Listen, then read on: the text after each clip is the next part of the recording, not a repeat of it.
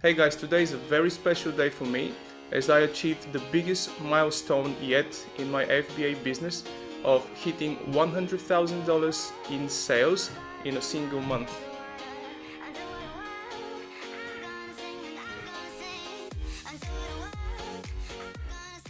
So in this video I wanted to share with you my product selection strategy that's enabled me to grow my FBA business to 6 figures a month.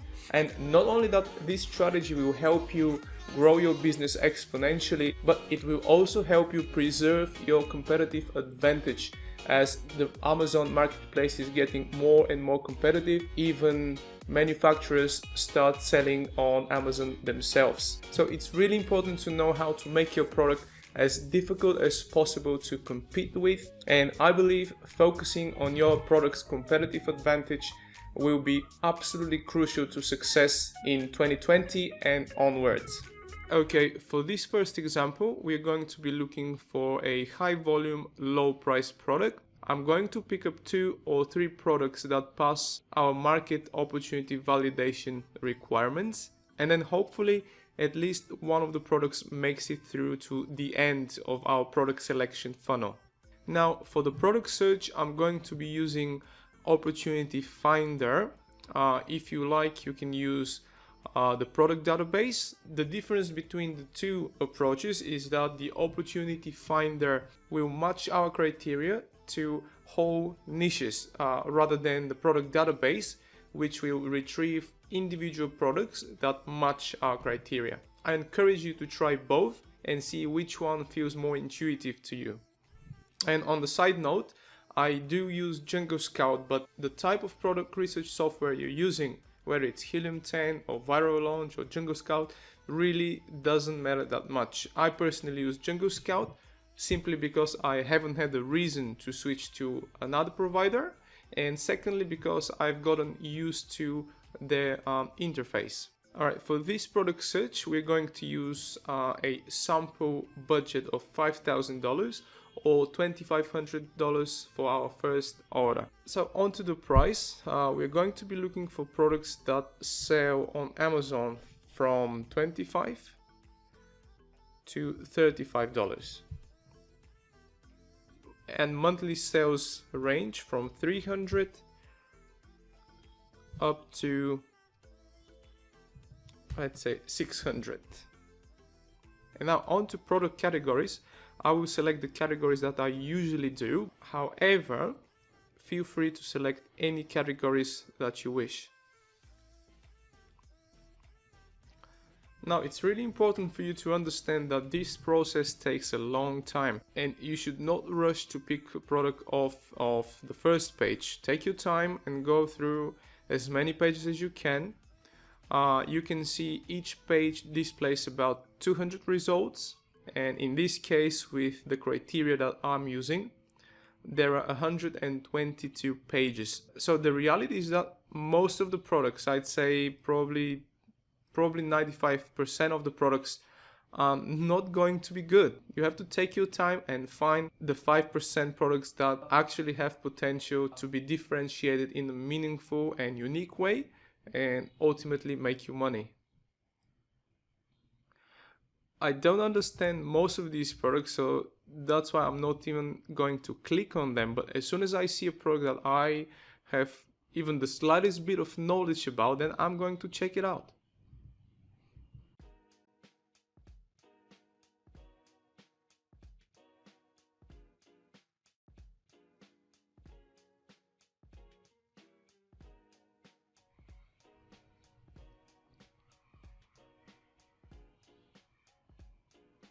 Okay, so this is kind of a firewood product, and I'm almost sure that this product is probably sourced locally in the US.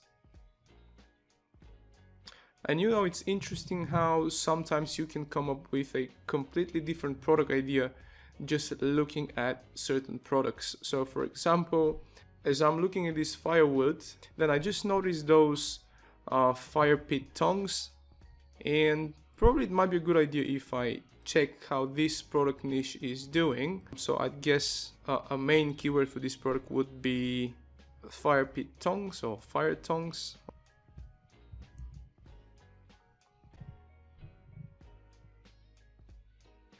Okay, it seems like there aren't too many results. The search term retrieved about 359 results. In terms of price range, this type of product sells for anywhere from $18 for as much as $50. Now let's pull the extension and see how the products are doing in terms of monthly sales. Yeah, some are doing incredibly well. Even the expensive one is also doing pretty well, like almost 1,000 sales a month. So I want to see the seasonality of this product because I'm not sure if such kind of products would sell all year round. So to check if there is seasonality, grab the ASIN, then go back onto your product research tool and click on keywords and then keyword scout, and then paste the ASIN into the search box. Now what we're seeing here are basically all the keywords from highest to lowest search volume that this product is indexed for. However, I want to refine our results a little bit, so for that purpose I will go over to filters, scroll down to advanced filters, and in organic rank I'm going to select maximum 48. Now let me explain why I select a maximum of 48. Each page on Amazon displays 48 results. What I want to know is all the keywords that the product ranks for on page 1, because that's where over 90% of the sales happen. Okay, so here we can see all the keywords that the product is indexed for and ranks on page 1. Here in the second column you can see the search volume, and I would say each search term that has over 10,000 searches per month, those are exact searches, can be considered extremely high volume search term. Every search term that has over 1,000 exact searches per month is important to me, and I will make sure to index my product for all those keywords that get over 1,000 searches per month. Now to check the seasonality, simply expand the keyword, and then the historical search volume will pop out, and you can see that there is a spike starting from October through to about March. So this product has high seasonality. So if you're looking to sell seasonal products, that might be a good one.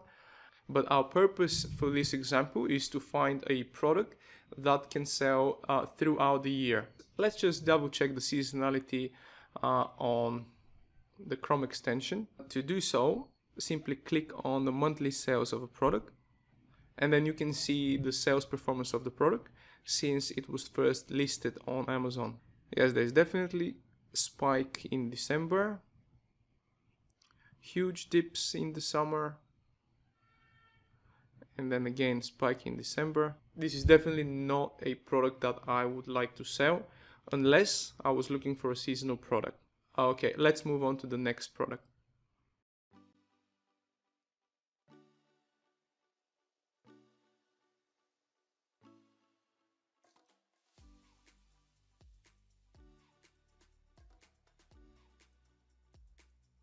This seems to me like a very interesting niche that I kind of feel like there might be a lot of opportunity to differentiate the product, and I'm referring to the premium baskets rather than the cheap plastic trash cans. Now let's check those rattan and woven baskets on Alibaba just to see if the profits make sense. Okay, so it seems like those rattan waste baskets mainly come from Vietnam. Yeah, I think I even found the exact same models that are sold on Amazon. So the price seems right.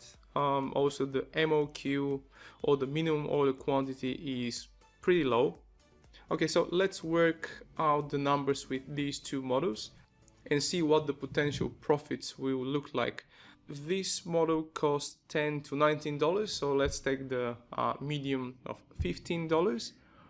Now, to most accurately estimate shipping cost, I suggest that you either contact a supplier and have them give you an estimated shipping cost from their factory to a warehouse somewhere in the middle of the country in the US, for example in Texas. You can find the exact address of a warehouse in Texas by just doing a simple Google search.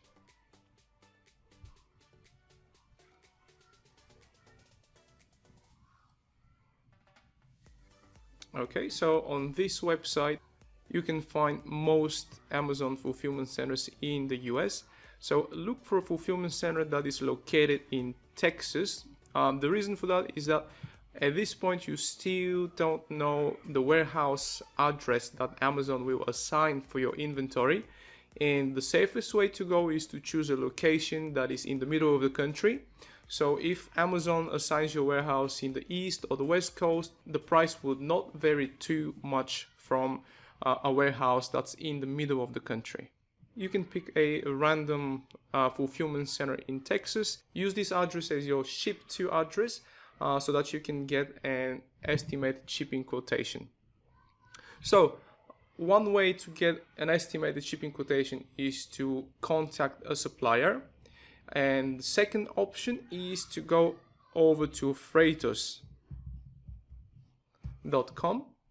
Freightos.com, for those of you who don't know, is freight forwarder marketplace. First thing you need to do is to sign up for Freightos, which is absolutely free, and then you can get an estimated shipping quotation. You need to know the ship from and ship to address, which is the warehouse or the factory of your supplier, the FBA fulfillment center location, and you also need to know the total shipment volume. In other words, you need to know how many master cases you'll be shipping, what are the dimensions of the master cases, what is the weight, and then once you have all this information, you can get free real-time quotation for both air shipping and sea freight.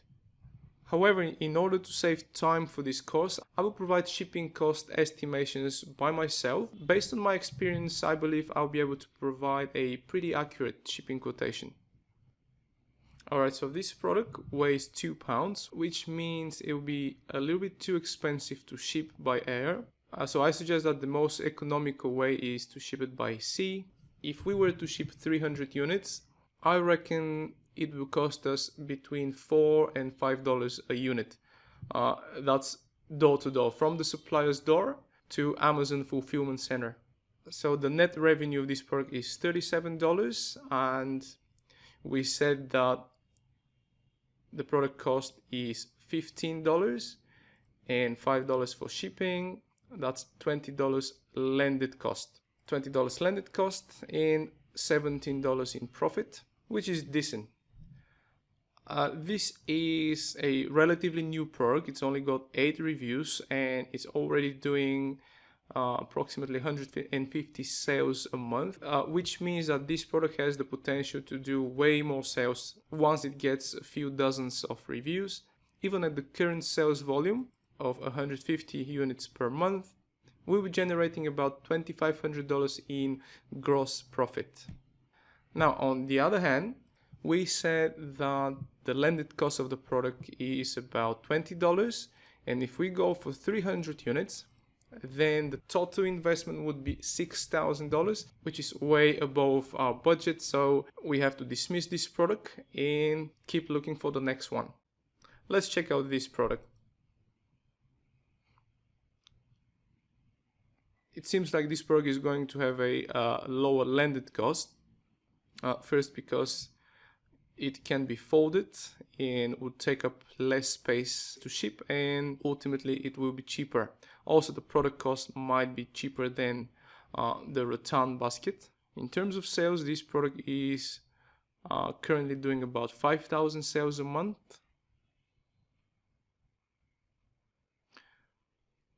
Now again, I want to check if there is too much of seasonality. The reason for this spike here might have been because of the pandemic and because kids didn't go to school, so parents just had to buy some baskets to store their toys and stuff. That's just my theory. Anyway, seasonality is fine. Now let's do reverse engineering on the ASIN and check which keywords bring most sales for this particular product. So back onto Keyword Scout.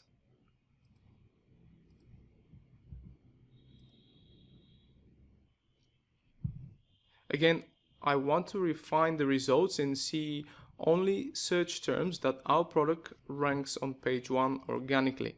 To do so, click on Filters, scroll all the way down to Advanced Filters, and then input 48 results in organic rank.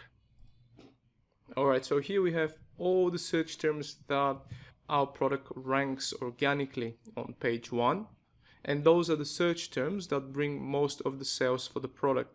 Looking at the exact monthly search volume, I can tell there is a lot of demand.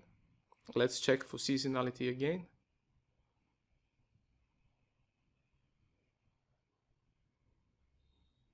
There is not too much of a seasonality, and it seems that the overall trend is upwards, which means that this type of products are becoming more and more in demand.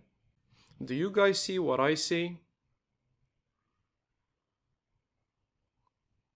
My first impression here is that there is a lot of room for differentiation in terms of colors. It seems like 80 or 90% of the products are the same colors. It's just white and brown, or perhaps that might be beige or something. Let's see the overall performance of all the listings. Right, the demand for this product is definitely here, with most products doing over 1,000 sales, way over 1,000 sales. But let's take a look at those newer listings with fewer reviews and see how they do against more established listings. Here we have a new listing with only 23 reviews, and it's already doing like 150 sales a month. Then here we have another new listing with 99 reviews, which is doing 400 or 500 sales a month. There's another new listing with 64 reviews. That is actually a set of 5, and it's doing about 500 or 600 sales a month. Another relatively new listing with 148 reviews, which is doing 500-600 sales a month. Okay, so definitely the demand is there, and definitely we have a high probability for success in this niche, as long as we come up with a well differentiated product. Now let's estimate the average product cost. Alright, right on top we can already see the exact same design.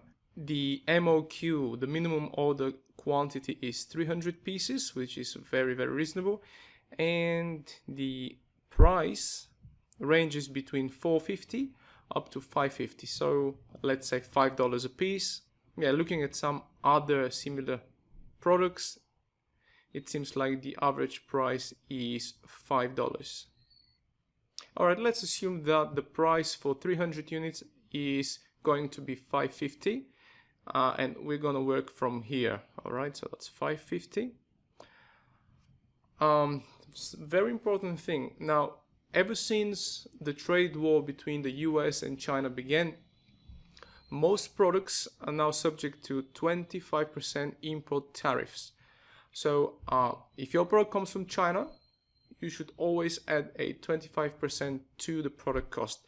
So right off the bat, I'm going to add 25% import tariffs. That comes at $6.87, and based on the weight and the dimensions of this product, so the product weighs 3.3 pounds, which is too heavy to be shipped by air. The only feasible way to ship this product is by sea, and based on the weight and the dimensions of the product, I would say it will cost us about $3.50 to $4 to ship 300 units.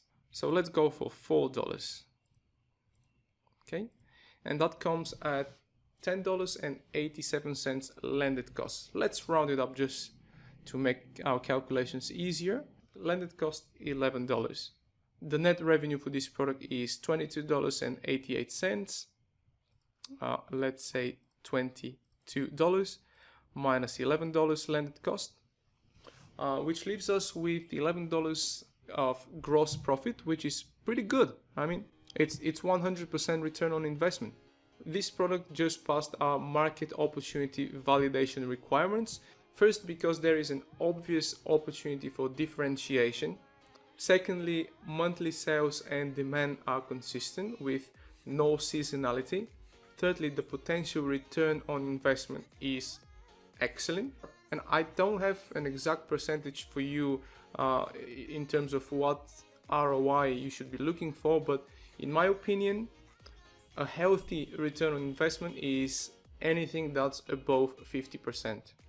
Now, one thing that I'm a little worried about is how easy or how difficult it will be for us to rank on page 1 for the main search terms. And luckily there is a way that you can kind of have a sneak peek and estimate if it's going to be difficult or if it's going to be easier to rank on page 1. To do so, go back to Keyword Scout and scroll the results to the left, and you can see this column is to rank, which is basically the difficulty level to rank on page 1 for each keyword. Surprisingly, most keywords here are assessed as easy to rank, which is amazing. Easy to moderate. Yeah, so that's definitely a good opportunity. Yeah, so this product definitely passes our market opportunity validation requirements. And what I'm going to do now is I'm going to get the snipping tool and put the product in our spreadsheet, from where we can then move on to market research and see if the product will make it through to the end of the product selection funnel.